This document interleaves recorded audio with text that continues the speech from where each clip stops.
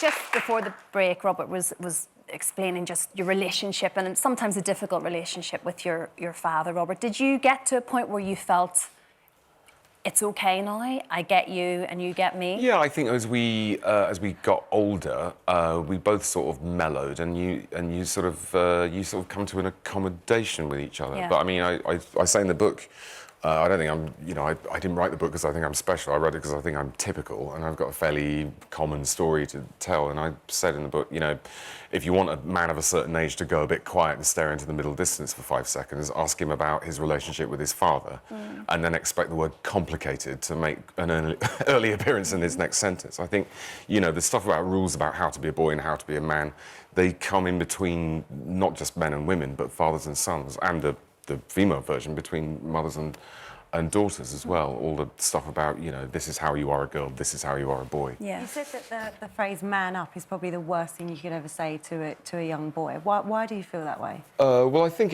I'm not sure it's the worst thing you say, but I think it's basically unhelpful. But, I mean, all the stuff about what I thought boys were supposed to be, running and jumping and climbing trees and loving maths and not being very interested in reading and not showing emotion. You know, I played some of that for laughs in the early chapters, but the stuff about emotions is quite serious, I think, because if you say, you know, man up, or, you know, those negative feelings that you're feeling, you need to button them up and shrug them off and ignore them and pretend they're not happening.